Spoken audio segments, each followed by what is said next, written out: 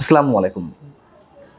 বাংলাদেশের সঙ্গে ভারতের সম্পর্ক যেখানে এখনো পর্যন্ত পুরোপুরি অনিশ্চিত, ঠিক সেই মুহূর্তে আমাদের প্রধান উপদেষ্টা অধ্যাপক ডক্টর মোহাম্মদ ইউনূসের একটি বক্তব্যের তোলপাড় সৃষ্টি হয়েছে পুরো ভারত জুড়ে। ভারতের গণমাধ্যমগুলো রীতিমতো হামলে পড়েছে বাংলাদেশের উপরে। ভারতের বিভিন্ন পর্যায়ের অর্থনীতিবিদ, কূটনীতিবিদরা তারা হুমকি দিচ্ছেন বাংলাদেশকে। আসলে কি বলতে চেয়েছেন ডক্টর মোহাম্মদ ইউনূস? কী ছিল তার মন্তব্য? আপনারা অনেকেই হয়তো জেনেছেন যে তিনি তার চীন সফরের শেষ দিনের আগের দিন যখন দেশটির প্রেসিডেন্ট শি জিনপিংয়ের সঙ্গে বৈঠক করলেন, সেখানে তিনি একটি বক্তব্য দিয়েছেন ভারতের সেভেন সিস্টার্স নিয়ে। সেখানে তিনি বলেছিলেন যে ভারতের পূর্বাঞ্চলে অবস্থিত সেভেন সিস্টার্স নামে পরিচিত 7টি রাজ্য সম্পূর্ণরূপে ল্যান্ডলকড, অর্থাৎ স্থল বেষ্টিত। সমুদ্রের কাছে পৌঁছানোর জন্য তাদের কোনো উপায় নেই। এই দিক থেকে সমুদ্রের একমাত্র অভিভাবক বাংলাদেশ, এবং বাণিজ্যের জন্য এটি একটি বিশাল সম্ভাবনার দ্বার উন্মোচন করতে পারে।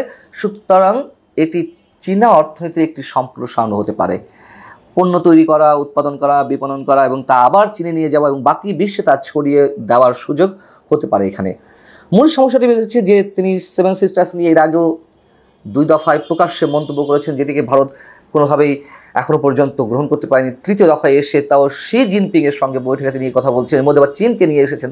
তাহলে আসলে বিষয়টি কী? যেই চিকেন নেকের কাছে তিস্তা প্রকল্প নিয়ে দেনদর হচ্ছে, যেখানে চীন অর্থায়ন করতে চায়, ভারত অর্থায়ন করতে চাইলেও সেটি আওয়ামী লীগের শেষ সময় এসে কোনো সমাধান হয়নি এবং চীনকেও হাতে রাখতে চাইছিল বাংলাদেশ বা সাবেক প্রধানমন্ত্রী শেখ হাসিনা। সেখানে এসে সেই শি জিনপিংয়ের সামনে ভারতের সেভেন সিস্টার্স নিয়ে কথা বলবেন, এবং যেই বৈঠকে বাংলাদেশের তিস্তা প্রকল্প কিংবা অস্ত্র কেনা চীনের কাছ থেকে এবং আরও বিভিন্ন স্পর্শকাতর ইস্যুতে কথা হয়েছে, সেখানে ভারতের এটি খুব স্বাভাবিকভাবে নেয়ার কথা নয়। যেমন নরেন্দ্র মোদী, ভারতের প্রধানমন্ত্রীর অর্থনৈতিক বিষয়ক অন্যতম উপদেষ্টা সঞ্জীব সান্যাল সামাজিক যোগাযোগ মাধ্যম এক্স হ্যান্ডেলে তিনি লিখছেন যে ভারতের 7টি রাজ্য ল্যান্ডলকড হওয়ার তাৎপর্য আসলে কী? ডক্টর মোহাম্মদ ইউনূস কি বোঝাতে চেয়েছেন? বাংলাদেশের তথাকথিত গণতান্ত্রিক অভ্যুত্থান সর্বদাই ভারতের বিরুদ্ধে আক্রমণাত্মক ছিল। অর্থাৎ 5 আগস্ট শেখ হাসিনার পতনটাকে তারা খুব স্বাভাবিকভাবে নিতে পারেননি, এখনও নিতে পারছে না, এখনও বাংলাদেশ তাদের জন্য হুমকি। সেই অবস্থায় এসে চিকেন নেককে সামনে এনে তারা সম্ভবত 7টি রাজ্যকে অস্থির করতে চাইছে। তারা বলতে বাংলাদেশের কথাটা মিন করতে চাইছে এবং একই সঙ্গে চীনের কথা, সেটি তিনি স্পষ্ট এখানে বোঝাতে চেয়েছেন। এবং বাংলাদেশে নিযুক্ত একজন ভারতীয় হাই কমিশনার ছিলেন বিনা সিকরি, তিনি যে মন্তব্য করেছেন তাও অনেকটা এরকম। তিনি বলছেন বাংলাদেশ যদি উত্তর পূর্ব ভারতকে সংযোগের অধিকার দিতে আগ্রহী না হয়, অর্থাৎ সমুদ্রের তীরবর্তী অঞ্চল বা সমুদ্র ব্যবহার করতে দিতে রাজি না হয়, তাহলে বাংলাদেশে ভারতে যে অভিন্ন নদীগুলো রয়েছে সেইখান থেকে ভারতের কাছে বাংলাদেশ যে হিস্সাটি দাবি করে সেটি নিয়ে সমস্যা হবে, সেই একটা হুমকি দেওয়া হয়েছে।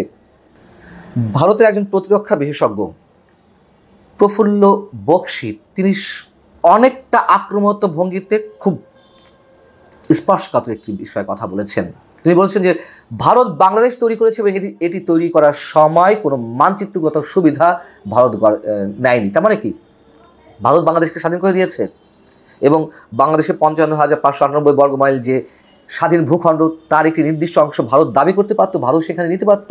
মানচিত্রগত সুবিধা গ্রহণের কথা এখানে বলা হয়েছে। আমরা অবশ্যই তাদের এই বক্তব্যের তীব্র নিন্দা জানাচ্ছি এবং ভারতের যে আধিপত্যবাদী যে মনোভাব, সেখান থেকে সরে আসতে হবে। ভারতের সঙ্গে বাংলাদেশের সঙ্গে ভারত যদি সম্পর্ক উন্নয়ন করতে চায়, আমরা স্পষ্টভাবে বলতে চাই। তবে পাশাপাশি একথাও বলতে চাই যে ডক্টর মোহাম্মদ ইউনূস আসলেই কোনো উস্কানি দেওয়ার চেষ্টা করেছেন কিনা এবং শি জিনপিংয়ের সামনে তার বন্ধুত্বের হাত একেবারে উজাড়ভাবে বাড়িয়ে দিয়ে ভারতকে এক হাত দেখে নেওয়ার একটি প্রচেষ্টা তার বক্তব্যের মধ্যে ছিল কিনা আমরা জানি না। তবে এ বিষয়ে অবশ্যই প্রধান উপদেষ্টার প্রেস ইউং থেকে একটি ব্যাখ্যামূলক বক্তব্য আসা উচিত আমরা মনে করি। এর আগে প্রধান উপদেষ্টা হিসেবে শপথ নেওয়ার আগেই ডক্টর মোহাম্মদ ইউনূস ভারতেরই বার্তা সংস্থা ANI-কে দেওয়া সাক্ষাৎকারে তিনি বলেছিলেন যে ভারতের সেভেন সিস্টার্সও ভালো থাকবে না যদি বাংলাদেশকে ভারত অস্থির করতে চায়। এবং আমরা দেখলাম যে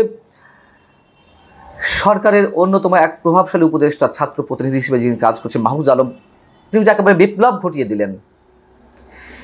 তিনি তার ফেসবুক স্ট্যাটাসের যেই পোস্ট দিয়েছিলেন, যে কথাটি বলেছিলেন তা নিশ্চয় আপনাদের মনে আছে। তিনি বলেছিলেন যে মানে অনেক মন্তব্য করে তিনি বলেছিলেন যে বাংলাদেশের মানচিত্র বড় করতে হবে, ভারতের বিশেষ বিশেষ অঞ্চল দখল করে। এই বক্তব্যগুলো ভারতের ভালোভাবে নেয়ার কথা নয়। ভারতের বিভিন্ন পর্যায়ে যে কথাগুলো আসছে সেই কথাগুলো যেমন আমরা প্রতিবাদ জানাচ্ছি, যেগুলো আক্রমণাত্মক উস্কানিমূলক, ঠিক আমাদের পক্ষ থেকে যে কথাগুলো বলা হচ্ছে, ইভেন সরাসরি প্রধান উপদেষ্টার মুখ থেকে আসছে, এগুলো অবশ্যই আপত্তিজনক। আমার মনে হয় এটির একটি ব্যাখ্যা ভারত প্রধান উপদেষ্টার প্রেস উইং থেকে অবশ্যই আসবে, যেখানে ভারতের প্রধানমন্ত্রী নরেন্দ্র মোদীর সাক্ষাৎ চেয়েও বা তার সঙ্গে যে বৈঠকের প্রয়োজনীয়তার কথা উচ্চারণ করে বা আবেদন জানিয়েও গত কয়েক মাসে সেই সুযোগটি বাংলাদেশ পায়নি। আমরা তো স্বীকার করতে সমস্যা নেই, ভারতকে চরম শত্রুতামূলক একটা অবস্থানে রেখে বাংলাদেশে ভালো থাকার সম্ভাবনা, শুধু বাংলাদেশ কেন, এরকম একটি বৃহৎ প্রতিবেশী রাষ্ট্রকে শত্রু হিসেবে তৈরি করে কোনো প্রতিবেশীরই ভালো থাকার কথা নয়। সেইখানে প্রধান উপদেষ্টার এই মন্তব্য খুব সহজভাবে নেওয়ার কথা নয়। এবং যেখানে প্রধান উপদেষ্টা প্রেস সচিব মাহফুজ আলম মিস্টার শফিকুল আলম, তিনি ভারতের অন্যতম গণমাধ্যম দ্য হিন্দুকে দেওয়া একটি সাক্ষাৎকারে তিনি বলেছিলেন, তার কথাবার্তাতেই এক ধরনের নরম সুর প্রকাশ পেয়েছে যে চীনে যাওয়ার আগে প্রধান উপদেষ্টা ভারতে যেতে চেয়েছিলেন। তাহলে ভারতকে যদি বর্তমান অন্তর্বর্তী সরকার এতটাই গুরুত্ব দিয়ে থাকে, নিশ্চয়ই এই ধরনের ছোটোখাটো কোনো মন্তব্য দু দেশের সম্পর্ককে একটা গভীর অনিশ্চয়তার মধ্যে নিয়ে যাক, সেটা নিশ্চয় কারোর কাম্য হতে পারে না। এবং একথা সত্য, ভারত সুযোগ পাওয়ার অপেক্ষা রয়েছে, ভারত ওত পেতে রয়েছে। অতএব আমাদেরকেও সাবধানে থাকতে হবে। আল্লাহ হাফিজ, ভালো থাকুন সবাই।